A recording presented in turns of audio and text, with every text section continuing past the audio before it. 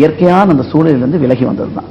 அதனால சுவாமி என்ன பண்ணிட்டாரு, இயற்கையோட இயற்கையா வாழணும், ஆனால் சமுதாயம் ஒத்துக்கொள்ளக்கூடியதா இருக்கணுங்கிறதுனால கீழே ஒரு துண்டு மேல ஒரு துண்டு போதும்.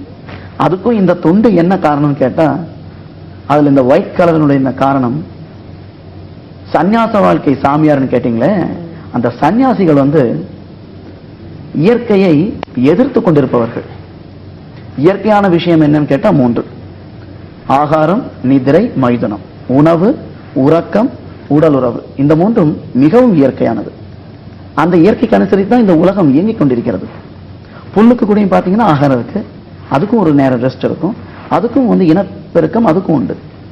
புல்லுக்கும் இருக்கு, யானைக்கும் இருக்கும் போது மனிதனுக்கும் இருக்கும். ஆனா இந்த மனிதன்ல சன்னியாசிகள் என்று தங்களை தாங்கள் கூறிக்கொள்பவர்கள் அல்லது அந்த மார்க்கத்தை பின்பற்றக்கூடியவர்கள் இந்த இயற்கையை வெல்ல வேண்டும் என்று கருதி இதற்கு எதிராக செயல்படக்கூடியவர்கள். அதாவது ஆகாரத்தை குறைச்சிடுவாங்க, சரியா சாப்பிட மாட்டாங்க, பட்டினி கிடப்பாங்க, அதிகமான தூக்கம் இருக்காது, தரையில படுத்திருப்பாங்க, மைதுனம்ங்கிறது அவங்களுக்கு சுத்தமா இருக்காது, பெண் கூடாதுன்னு சொல்லி விலகி போயிடுவாங்க.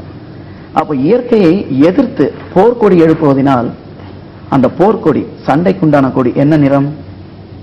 சிவப்பு. சிவப்பு. அதனாலதான் அவங்களுக்கு காவி உடுத்துறதுக்கு உண்டான காரணம்.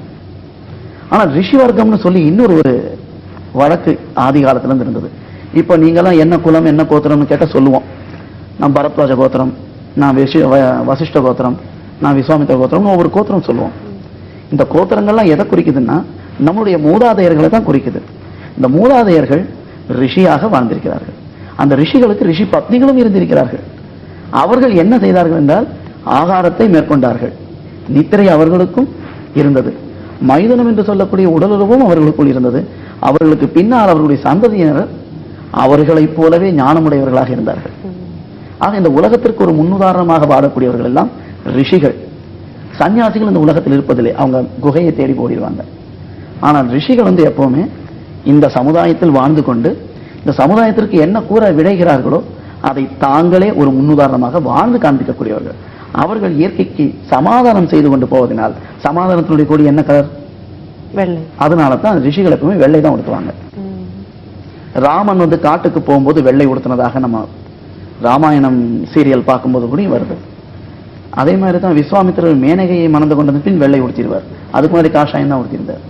ஆக இந்த வெள்ளை துணியினுடைய காரணம் வெண்மை நிறத்தினுடைய காரணம் ரிஷியினுடைய பாரம்பரியம் என்பதனால். ஆக கீழே ஒரு துண்டு மேல ஒரு துண்டுங்கிறது இது ஒரு காரணம், இயற்கைக்கு அனுசரித்து வாழ வேண்டும் என்பதனால் அதிகம் மறைக்கக்கூடாது. இரண்டாவது, ரொம்ப எளிமையான வாழ்க்கை இல்லையா, மீறி மீறி போச்சுன்னா இது ஒரு 150 ரூபாய்க்கு ஒரு ட்ரெஸ் முடிஞ்சிடும். அப்ப வாழ்க்கை கொஞ்சம் கொஞ்சம் சுலபமாகுது பாருங்க. சுலபமா வாழ்க்கையை கொண்டு போகணும்னு சொன்னா கொஞ்சம் எளிமைப்படுத்திக்கிட்டு போலாங்கிறதுனால 2 துண்டுல வாழ்க்கையை முடிஞ்சிருது. இதுதான் அடிப்படை காரணம்.